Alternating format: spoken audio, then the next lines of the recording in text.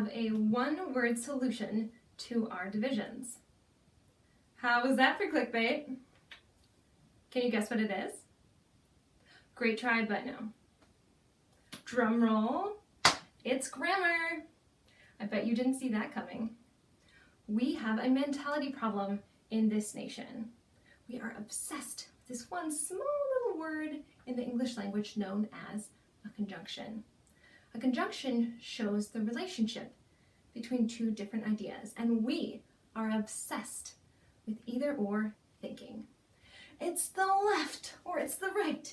It's the individual or it's the system.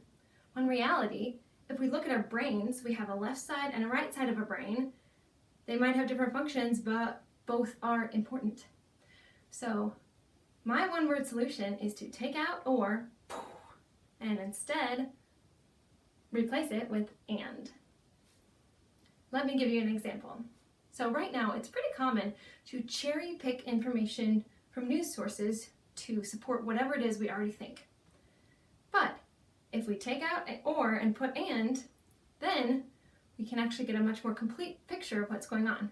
For example, some law enforcement officers have used excessive amounts of force, killed people who shouldn't have died, in line with historic patterns of racial injustice. And many police officers put their lives on the line every day to protect people and have never committed crimes. And the majority of protests have been peaceful and have actually inspired much needed reforms. And some protests have not been peaceful. Some protesters have committed crimes and destroyed people's businesses.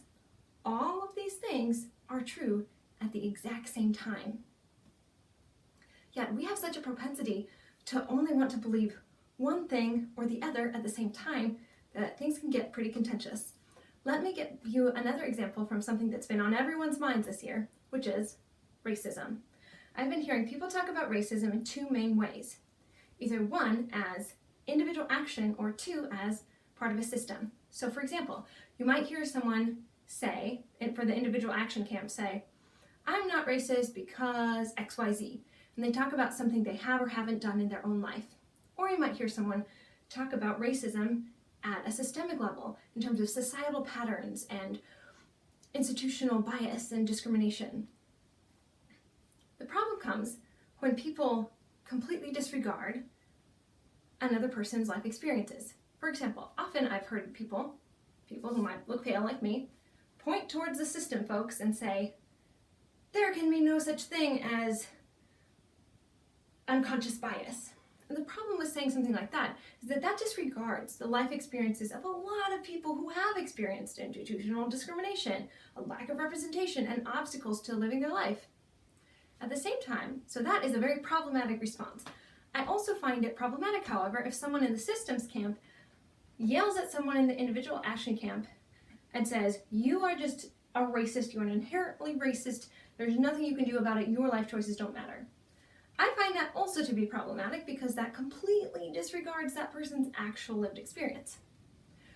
I find it much more productive in conversations about racism and, well, many other topics in America for that matter, when we acknowledge the existence of both our institutions and our individuals. We need healthy people and healthy institutions to form a healthy society. I have one more example of the power of and, this time from the creative arts.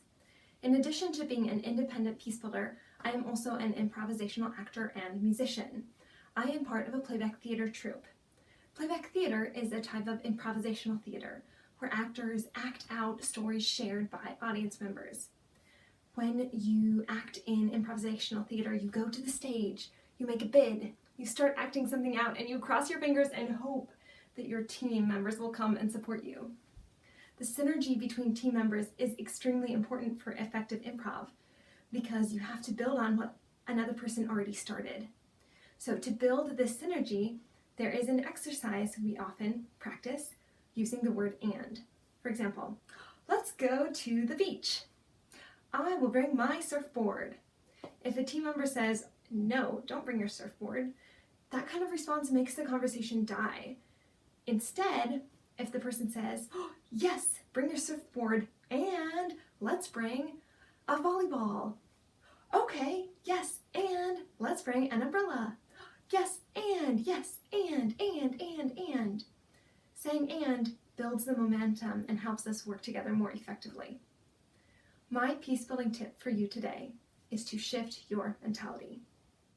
Shifting from either or thinking to both and thinking allows us the space to be here for each other. Imagine an America where both the role of individuals and the role of institutions matter. That's the America I want. Peace. Tune in next time to Inspiring Peace for trigger words that divide us.